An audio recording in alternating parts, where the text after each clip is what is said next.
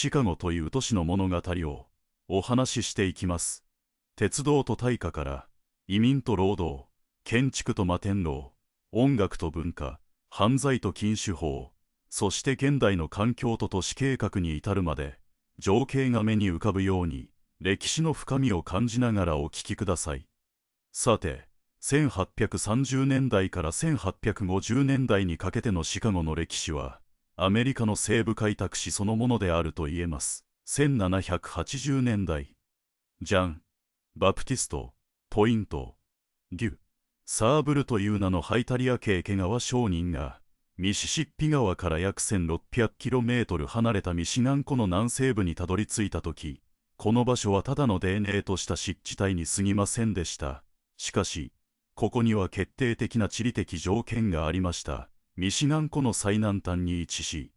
5大湖から出た水がシカゴ川に流れ込み、やがてミシシッピ川へと注ぐ大陸の分水嶺であるからです。さらに南西には、肥沃な大平原が広がっていました。1833年、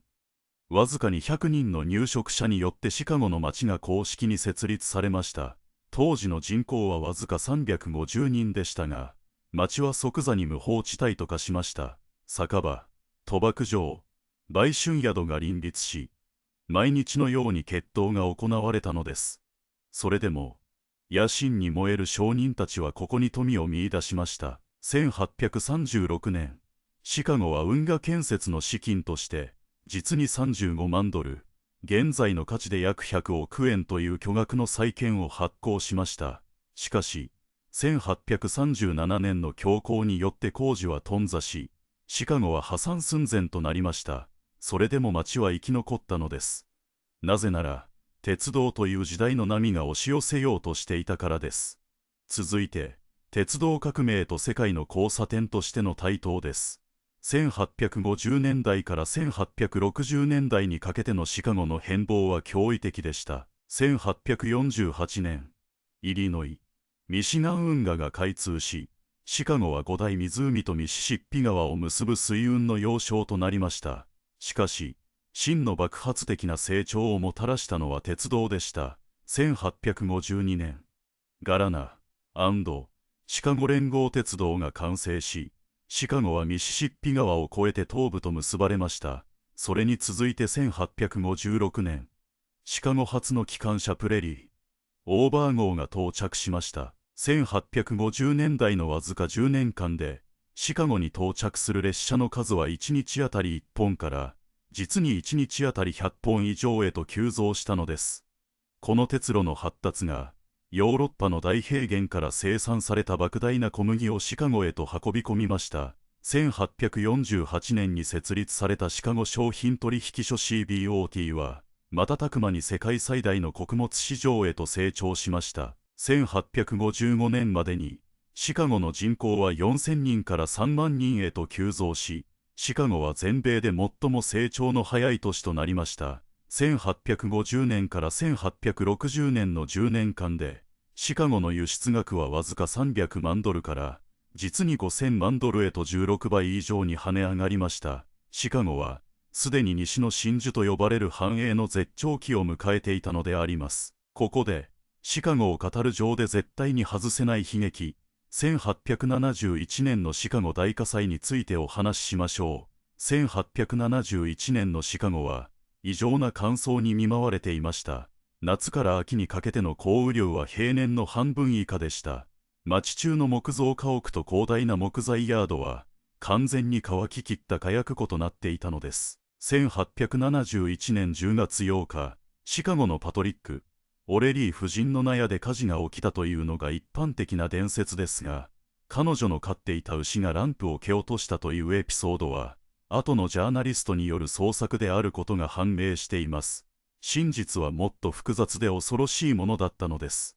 実は、その日はシカゴの南約に 150km にあるペシト湖で、同時に大規模な森林火災が発生していました。強風、後に大シカゴ火災風と呼ばれるその風が、その火災を北上させ、シカゴに火の粉を降り注がせたのです。午後9時ごろ、オレリー夫人の納屋に火が移りました。強風によって火災はあっという間に制御不能となり、燃え上がった屋根の燃えかすが次々と別の家屋に引火しました。シカゴの消防士たちは勇敢に消火に遭いましたが、17時間前に起きた別の火災で疲労困憊しており、さらに水を汲むためのポンプが故障していました。結果的に、17台の蒸気ポンプのうち、わずか3台しか機能していなかったのです。火災は炎の竜巻を伴って街を飲み込みました。木造の家屋ばかりか、鉄でできた水道管や橋梁までが溶け落ちたのです。シカゴを象徴する豪華なホテルやオペラハウスは、わずか数時間で瓦礫と化しました。午前4時ごろ、ついに火災はミシガン湖の岸辺で勢いを失い、ようやく鎮火しました。しかし、シカゴの中心部は完全に焼失しました。被害地域は約9平方キロメートル。シカゴ中心部の約3分の1に及びました。死者は公式発表で約300人ですが、実際には1000人を超えたと推測されています。避難民は約10万人。当時のシカゴの人口の約3分の1がさすらいました。物的損失は推定2億ドル。現在の価値で約5000億円にも達しました。人々はミシガン湖の海岸に逃れ、凍てつく夜の寒さの中で焼け出されました。しかし、興味深いことに、犯罪や略奪はほとんど起きませんでした。恐怖に打ちひしがれた人々は、互いに助け合い、食料を分け合って過酷な一夜を生き延びたのです。さて、復興はどのように進んだのでしょうか。火災の翌日、シカゴの新聞シカゴ、トリビューンは一面にこう叫びました。シカゴは滅びた。しかし、シカゴは再び立ち上がるだろう。この悲劇が、シカゴを世界一の近代都市へと押し上げる最大の原動力となりました。保険会社からの莫大な資金と、東部の投資家からの熱狂的な支援がシカゴに流れ込んだのです。しかし、シカゴ市議会は愚かな決定を下しました。火災直後の混乱の中で、未だに木造建築を認めてしまったのです。結果として、仮の建物として建てられた木造の店舗が密集し、1874年、再び大火災が発生して20ブロックが焼失してしまいました。この教訓を経て、ついにシカゴ市はシカゴ建築法を制定し、すべての新しい建築に耐火性の高い石材と鉄骨の使用を義務付けました。この法的な枠組みこそが、後に世界を驚愕させるシカゴ建築学派、つまりシカゴスクールの誕生の舞台裏であったのです。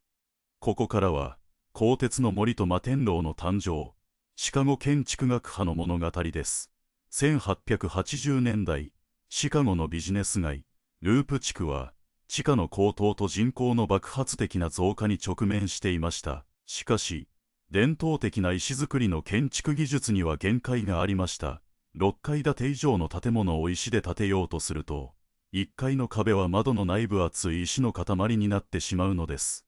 これ以上高く建てるには、鉄の骨格が必要でした。シカゴ建築学派の父と呼ばれるウィリアム・ルドローは、あるひらめきによってこの問題を解決しました。1884年、ホーム、インシュランス、ビルディング、後にファーマーズ、ビルと呼ばれる建物を設計する際、彼は建物の内部に鉄製の骨組み、カーテンウォール方式を用いたのです。壁が重さを支えるのではなく、鉄の柱と鉄骨が重さを支え、外壁は単なる覆いとなりました。これにより、ビルは光を通し、かつ高層化が可能になりました。ファーマーズ、ビルは10階建て、約42メートルであり、世界初の近代的摩天楼とみなされています。ルドローの弟子であり、シカゴ建築学派の最高峰と称されるのがルイス・サリバンです。サリバンは、単に高く建てるだけでなく、ビルの美しさを追求しました。サリバンの有名な言葉、形式は常に機能に従うは、装飾を一切排除し、建物の目的に応じた合理的な美を追求するモダニズム建築の基礎となりました。彼の代表作であるオーディトリー・ビルディング、1889年は、当時世界最大の鉄骨構造建築であり、内部空間の広さと光の取り入れ方において革命的でした。1885年、シカゴのループ地区に高さ55メートル、10階建てのホーム、インシュランス、カンパニー、ビルが完成しました。これは、実質的に世界初の完全な鋼鉄骨格摩天楼です。しかし、このビルの建設には、シカゴ市民の間で激しい論争が巻き起こりました。5階建て以上のビルに人が入ったら、その重さで崩壊し、街全体が潰されるというパニックが起きたのです。実は、サリバンと建築主はこの恐れを払拭するために、ある巧妙な策略を用いました。完成したビルの屋上に、巨大な象の檻を作り、そこに当時世界最大と称された21頭のサーカスの象を入れたのです。ビルが象の重さに耐えうることが証明され、市民の恐怖は払拭されました。この象の重さに耐えた鋼鉄の骨組みは、シカゴの鋼鉄の自信の象徴となったのです。摩天楼が林立するようになると、シカゴ特有の強風がビルの間を吹き抜け、地上歩行者を吹き飛ばす危険性が生じました。これに対処するために、シカゴ建築学派の建築家たちは、ビルの上部をだんだんと削り取る対抗構造、セッターバックや、風を分散させるための曲面デザインを採用しました。さらに、ビルの下層部には強固な御影石を使い、上層部に行くほど軽い素材を用いるという工夫を施しました。また、シカゴには沈黙の方、ビルの上部には不要な装飾を施さず、機能美に徹するという暗黙の了解がありました。これにより、シカゴの摩天楼群は、ニューヨークのゴシック様式のビルのように装飾型になることなく、洗練された幾何学模様の都市景観を形成していったのです。それでは続いて、移民の波と多文化都市シカゴについてお話しします。鉄道と運河のハブとして急成長するシカゴは、1850年代から1880年代にかけて、ヨーロッパ全土からの移民の巨大な波を受け入れました。1870年のシカゴの人口は約30万人でしたが、1900年には170万人へと激増しました。この急成長の大部分を移民が占めていたのです。まず、アイルランド系移民、ジャガイモ飢饉により、1845年から1852年にかけて100万人以上のアイルランド人が死亡、あるいは国外へ逃れました。シカゴは彼らにとって新天地でした。彼らは危険を伴うイリノイ、ミシガン運河の掘削や、鉄道建設の最前線で過酷な肉体労働に従事しました。1860年には、シカゴの人口の 20% がアイルランド系となり、彼らは警察や消防士、肉体労働者としてシカゴのインフラを支えました。次に、ドイツ系移民、特製とビールとして知られる彼らは、1848年のドイツ3月革命の失敗により、多くの自由主義者や知識人がシカゴに亡命しました。彼らは48年者と呼ばれ、シカゴの新聞業や教育界、職人階級を牽引しました。ドイツ人は醸造業に長けており、1850年代にはシカゴに50以上のビール醸造所が並んだのです。その中で最も成功したのがアドルフ・ブッシュです。彼は1852年にドイツからシカゴに移住し、1860年にアンホイザー・ブッシュ醸造所を設立しました。現在、同社は世界最大のビール会社の一つとして君臨しています。さらに、スカンジナビア系移民、スウェーデン、ノルウェー、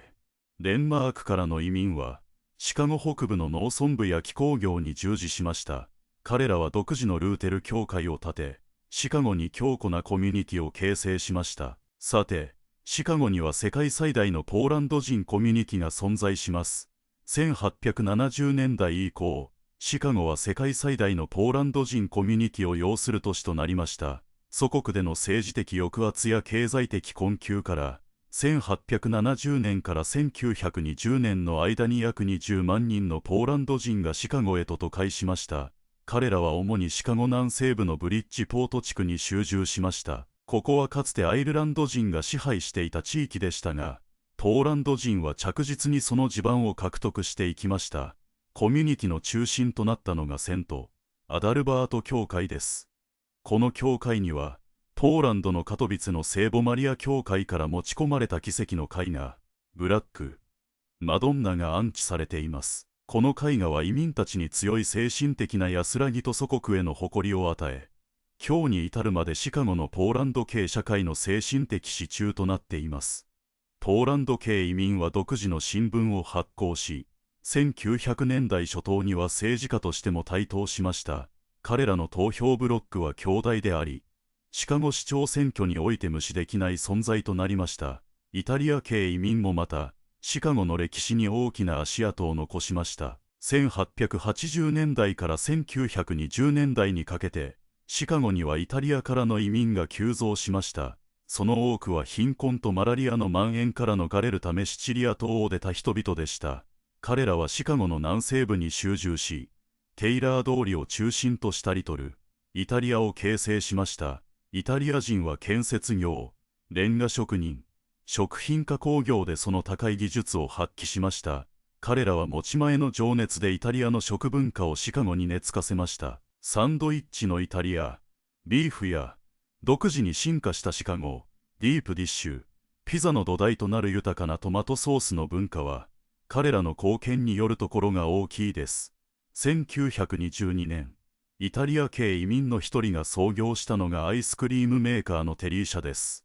豊かなクリームとフルーツを用いたその製品は、現在もシカゴの名物として市民に愛されています。そして、ユダヤ系移民の物語も忘れてはなりません。1880年代から1920年代、東欧、ポーランド、ロシア、リトアニアなどでのユダヤ人迫害、ポグロムを逃れて、シカゴには大勢のユダヤ系移民が流入しました。彼らは最初、シカゴ南西部のマクスウェル、ストリート周辺という貧しい地区に押し込められました。しかし、彼らは持ち前の商才と忍耐力で密売や古着商から身を起こしました。1881年、ポーランド出身のマルシャル・フィールドは、シカゴでテーラーショップを開きました。これが後に全米最大の百貨店チェーンマーシャル・フィールドを生みます。さらに、ドイツ系ユダヤ人のジュリアス・ローゼンワルドは、シカゴの小さな時計店をシアーズ・ローバック&カンパニーに発展させました。彼は革新的なカタログ通販を通じて、アメリカ中西部の農民たちの生活を豊かにするとともに、自ら莫大な富を築き上げました。ローゼンワルドはまた、シカゴの教育機関やユダヤ人団体に多大な寄付を行い、都市の発展に貢献しました。続いて、産業化とシカゴの経済的躍進について見ていきましょう。1860年代から1900年代初頭にかけて、シカゴは世界の肉都と呼ばれるほどの巨大な産業集積を果たしました。これには、シカゴの鉄路網とミシガン港を利用した冷蔵輸送技術の進歩が大きく貢献しました。1863年、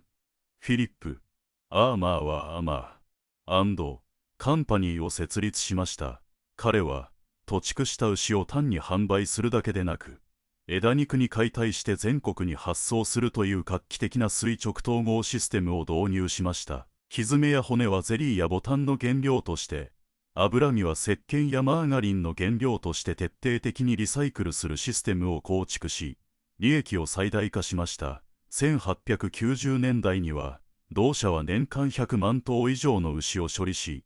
アメリカ最大の食肉加工企業となりました。1875年、グスタフス・スウィフトはシカゴにスウィフト&カンパニーを設立しました。スウィフトは冬の寒さを利用して肉を凍結し、それを特製の断熱車でニューヨークなどの東部市場に運ぶというアイデアを思いつきました。1878年、彼はついに実用的な冷蔵貨車を開発し、シカゴの新鮮な肉をアメリカ全土に配達できるようになりました。凄まじいスケールです。1900年には、シカゴの肉加工工場は年間約300万頭の牛、1000万頭の豚を処理していました。シカゴの空気は常に血と動物の脂の匂いに包まれ、シカゴ川は動物の廃棄物で黒く濁っていました。この異臭は、シカゴの風が悪臭を吹き飛ばすとして名付けられたウィンディ・シティ、風の街というニックネームの由来の一つとも言われています。肉加工以外にも、シカゴは多様な製造業の中心地として急成長しました。巨大な穀物市場があったシカゴは、当然農業機械の需要も高かったのです。1847年に設立された J.I. ケースやインターナショナルハーベスターなどの企業は、シカゴを拠点に大規模な農業用機械を生産し、アメリカ中西部の大農場を支えました。鉄鋼業もまた、シカゴの成長を支えました。1857年に設立されたノーザン、イリノイ鉄鋼会社などにより、シカゴは鉄鋼の一大産地となりました。後に巨大企業となるユナイテッド・スチール・コーポレーションもシカゴに本社を置き、摩天楼を建てるための鋼鉄を大量に供給しました。さらに、自動車産業の夜明けもシカゴから始まりました。1893年、チャールズ・リー・キングがシカゴでアメリカ初の成功した実用ガソリン自動車を製作しました。また、1907年に設立されたブリックス・ストラットン社は、後にフォードモーターカンパニーの主要な部品メーカーとして発展しました。さて、ここからは禁酒法と暗黒街、あるカポネの栄光と没落についてお話ししましょう。1920年1月17日、アメリカ合衆国憲法第18条修正により、アルコールの製造、販売、輸送が全面的に禁止されました。しかし、この禁酒法は、シカゴのギャングたちにとって100年に一度のビジネスチャンスでした。シカゴは5大湖に面しており、対岸のカナダ、特にウィンザーとの国境が川一本で隔てられているだけでした。カナダではアルコール製造が合法であり、密造酒、ブートレッガーを高速ボートでミシガン湖を横断させ、シカゴの倉庫へと運び込むことは容易でした。1920年代のシカゴ市長ウィリアム・トンプソン、通称ビッグ・ビルは露骨にギャングの資金援助を受け、政治と警察を完全に牛耳っていました。警察はギャングの密造工場や倉庫への突入を意図的に遅らせ、摘発を防いでいたのです。この狂気の時代に、シカゴの裏社会の頂点に君臨したのがカポネです。ニューヨーク、ブルックリン生まれの彼は、1919年にボロボロの貧民窟からシカゴに移り住みました。当時シカゴで最も恐れられたギャングの一人ジョニー、通りをの下で働き始めたカポネは、単なる暴漢ではなく、冷徹な計算高いビジネスマンでした。彼は通りをの酒の密売網の会計を任され、莫大な利益を生み出しました。1925年、通りをがライバル組織に狙撃され重傷を負うと、カポネは看護するふりをして通りをの自宅に入り込み、彼の組織の実権を握り、通りを国外へ逃亡させました。カポネは26歳にして、シカゴの裏社会の絶対的な支配者となりました。彼の組織の年間収入は、1927年の時点で推定6000万ドル、現在の価値で約10億円に達しました。彼はその資金を使ってシカゴ市役所や警察の幹部、裁判官、さらにはシカゴ、トリビューン紙の記者にまで賄賂を配り、自分に都合の悪い報道をさせなかったのです。カポネの支配に対する唯一の脅威は、アイリッシュ系のライバル組織ノース、サイド、ギャング、指導者はバグズ、モランでした。両者はシカゴの密造酒市場をめぐり、街中で銃撃戦を繰り広げていました。そして1929年2月14日、午前10時30分、バグズ、モランの組織のメンバー7人が、シカゴ北西部のガレージ、クラーク通りに1122番地に集まりました。彼らは、カポネの組織から安価な密造酒を仕入れる約束をしていました。しかし、そのガレージはすでにカポネの手下たちに占拠され、偽の警察官に扮した連中が待ち構えていたのです。カポネの手下たちは、ガレージ内にいた7人の全員を機関銃、トンプソン短機関銃と拳銃で至近距離から撃ち殺しました。モランは遅刻していたため難を逃れましたが、仲間は壁に血まみれの肉片となって張り付いたのです。この事件は全米の新聞で大々的に報道されました。それまでカポネを成功者として認めていた一般市民の感情は一変し、カポネを逮捕せよという怒りの声がシカゴ中に響き渡りました。この事件が、後にカポネを破滅へと追い込んでいく連邦政府の強硬な捜査の引き金となったのです。FBI のエリオット・ネス率いる特別捜査班は、カポネを銃器使用の銃犯罪ではなく脱税で追い詰めるという戦術を取りました。暴力ではなく、会計上の不正を暴くことは難しく、しかしそれが唯一カポネを法の下に裁く方法でした。1931年、カポネは所得税及び禁酒法違反の容疑で起訴されました。カポネは巧妙な弁護士を雇い、自分の収入は賭博場からのものであり、非合法なものであるため税金の対象ではないと主張しました。しかし、検察側は彼の豪華な生活ぶり、ロールスロイスの所有、豪邸の維持など、裏帳簿の記録を突きつけたのです。結局、カポネは有罪判決を受け、11年の懲役と8万ドルの罰金を課せられました。彼はペンシルベニア州の刑務所を経て、悪名高いアルカトラズ島の監獄へと送られました。刑務所内でも梅毒に侵されていた彼は急速に衰弱し、1939年に釈放された後はシカゴでの影響力を完全に失い、1947年に心不全で死去しました。さあ、場面を変えましょう。悲しみのブルーを超えて、シカゴのジャズとブルースの物語です。1910年代から1920年代にかけて、第一次世界大戦とそれに続くスペイン風邪のパンデミックは、アメリカ経済に混乱をもたらしましたが、シカゴの工場は戦争特需によって活況を呈していました。一方、ニューオーリンズでは、ストーリービル、売春街の閉鎖と、それに伴う音楽家の失業が深刻化していました。1919年、ニューオーリンズの伝説的コルネット奏者ジョー・オリバーは、自分のバンドを率いてシカゴへと南下しました。オリバーは、シカゴの南西部にあるリンカーン・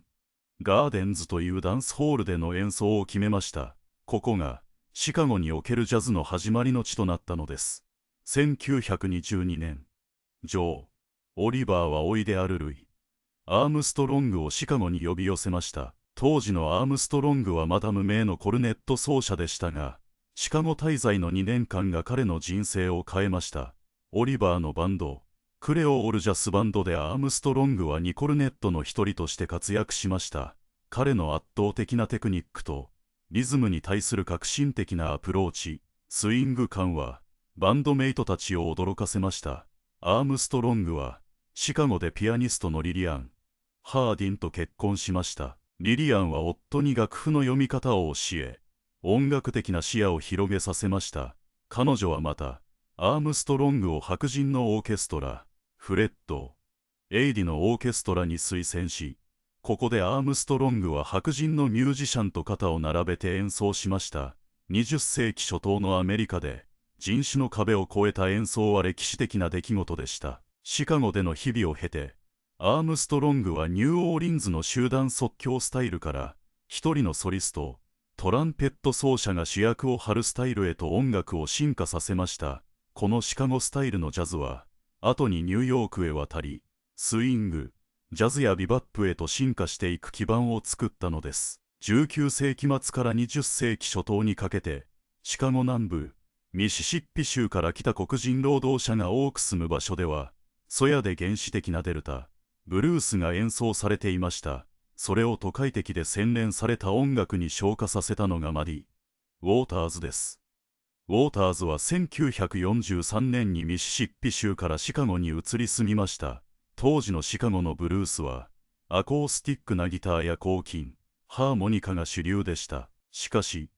ウォーターズは1940年代後半、電気増幅器とエレクトリック、ギターを取り入れました。これがエレクトリック、ブルースの誕生です。1950年、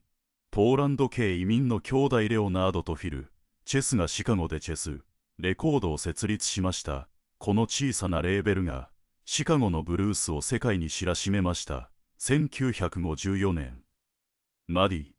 ウォーターズの COOCHIE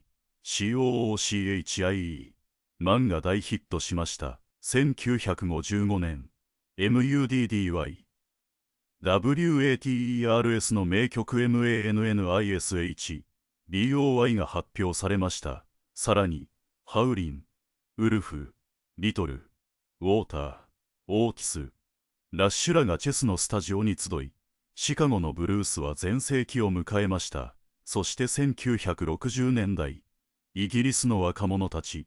エリック・クラプトン、ジミー、ヘンドリックス、ローリング、ストーンズなどは、チェス、レコードのブルースのレコードを聴いて衝撃を受けました。彼らはそのブルースをアンプで増幅し、ロックンロールとして世界中に逆輸入しました。シカゴのブルースは、間接的に世界のポップミュージックの歴史を変えたのです。続いて、ミシガン湖畔の奇跡、環境再生とミレニアム、パークの物語に移ります。1970年代のシカゴは、重工業に依存する典型的な錆びた工業地帯、RUST、BELT の都市であり、深刻な問題を抱えていました。巨大な製鉄所や石炭火力発電所から吐き出される黒煙がシカゴの空を覆い、ミシガン湖は工場からの排水と下水で富栄養化が進んでいました。シカゴ川は工場廃棄物と下水が混ざり合うオープン、セバー、下水溝と化し、悪臭を放っていました。1970年代後半、シカゴは深刻な不況に見舞われました。自動車産業の低迷や工場の海外移転により、中心市街地、ループから中産階級が郊外へと逃げ出し、シカゴの人口は減少に転じました。廃工場跡地や空き地が市内に点在し、治安も悪化していたのです。1990年代、シカゴは中心市街地の活性化と、ミシガン湖畔の環境再生を目指した壮大なプロジェクトを立ち上げました。それがミレニアム・パークです。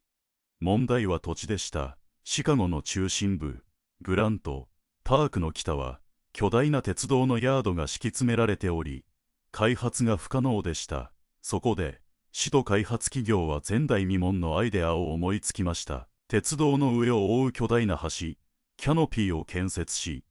その上に公園を作るというものです。12本の鉄道線が行き交う活発な線路の上に、重さに耐えうる構造をどう作るか、エンジニアたちは、巨大な鋼鉄製のトラス、橋脚を線路のわずかな隙間から挿入し、線路の稼働を止めずに工事を進めました。これは世界の土木史に残る偉業でした。13万平方メートルの公園の下には、巨大な雨水貯留タンクが設置され、シカゴ川への雨水の流出を防ぎました。また、植物の根が凍結しないようにする地中暖房システムなど、最先端の環境技術が投入されました。公園のデザインにおいて、シカゴの過去の悲劇が考慮されました。1871年の大火災で街を焼き尽くした強風、北西からの風です。ミレニアム・パークの北西の核は、風を分散させ、ビル街に向かって強風が吹き抜けるのを防ぐために、意図的に斜めにカットされました。また、公園内には風の強い日でも歩行者が安心して過ごせるように、風よけの建築が配置されました。2004年7月、ついにミレニアム・パークが一般公開されました。公園の中心に設置された、アニッシュ・カプールによる巨大な不協面彫刻、愛称ザ・ビーンは、瞬く間にシカゴのシンボルとなりました。この彫刻は、空や周囲の摩天楼、そして訪れる人々の姿を歪めて映し出し、シカゴという都市の多様性と一体性を表現しています。ミレニアム・パークの完成は、シカゴの中心市街地の復活の決定打となりました。ホテル、レストラン、コンサートホール、J、プリツカー、パビリオンが立ち並び、観光客が押し寄せました。かつて汚染された工業地帯の一角は、世界一の美しい都市公園へと生まれ変わり、シカゴ市民の誇りとなったのです。21世紀に入っても、シカゴは建築の最前線を走り続けています。2010年代から2020年代にかけて建設された超高層ビル群は、環境への配慮と、過去のシカゴ建築学派の精神を受け継いでいます。2010年、世界的建築家のジーンカ・ロジア・チェルディが設計したシカゴ、スパイラル、110階建てが着工しました。このビルの最大の特徴は、高さ1050フィート、約320メートルの全フロアにテラスを設けていることです。テラスは、外部の構造体ではなく、ビルの骨組みの一部として設計されています。オフィスワーカーはエレベーターを使わず、階段を使って各フロアのテラスに出ることができ、外の空気と緑に触れることができます。これは、サリバンの形式は機能に従うを現代の持続可能性という文脈で再解釈したものだと言えます。ビルの下部は、既存の歩行者ネットワークや地下鉄駅、バス停とシームレスに接続されています。超高層ビルが都市から孤立した塔になるのではなく、街の一部として機能するように計画されているのです。2009年に完成したアクアタワー。これは当時世界で最も高いビルを設計した女性建築家、ジャンヌ・ガングによって作られました。アクアの最大の特徴は、バルコニーのデザインです。波打つような不規則な形のバルコニーは、単なる装飾ではなく、シカゴの強風を分散させる空力学的な機能を持っています。風が吹くと、バルコニーが音を立てずに風を受け流します。ビルの曲面は、ミシガン湖の波や、近くにあるフランク・ロイド・ライトのロビー、タワーの有機的なラインを連想させます。ガラスのカーテンウォールに反射するシカゴの空と湖の水面が、ビルを巨大なクリスタルのように見せるのです。現代のシカゴの建築家たちは、19世紀の先駆者たちの遺産を深く理解しています。シカゴ、スパイラルの周囲を走るルートライン、エルとレインの高架鉄道は、ルイス・サリバンのデザインした高架駅、クレイボーン駅などと並行しています。過去の鉄骨の構造美と、未来の超高層ビルが同じ視界の中に存在することこそが、シカゴという都市の圧倒的な建築史の厚みを物語っています。ファーマーズ、ビルの鉄骨造りから、ジョン・ハンコック、センターの外側に支柱を配置した構造を経て、シカゴ、スパイラルのカーボンファイバーや超高強度コンクリートを用いた軽量化とテラスの融合へと続きます。シカゴの摩天楼は、素材とエンジニアリングの限界に挑み続ける実験場であり続けているのです。最後に、風の街から世界都市へ、シカゴの未来への展望をお話ししましょう。今日のシカゴは、人口約270万人を抱えるアメリカ第3の都市です。過去の波を受け入れたように、現在も新しい移民の波がシカゴを形作っています。21世紀に入ってからは、メキシコからの移民だけでなく、インド、韓国、ナイジェリア、ポーランドからの新たな移民がシカゴに流入しています。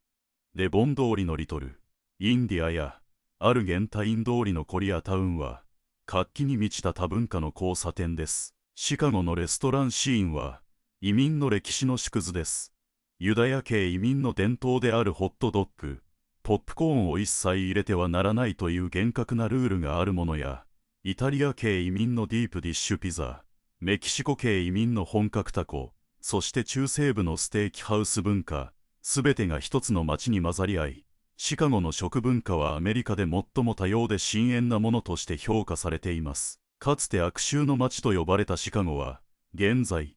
アメリカの環境政策のリーダーを目指しています。シカゴ市は、市内の公共ビルの屋上に植物を敷き詰めるグリーン、ルーフ、屋上緑化プロジェクトを推進しており、その面積はアメリカの主要都市の中で最大です。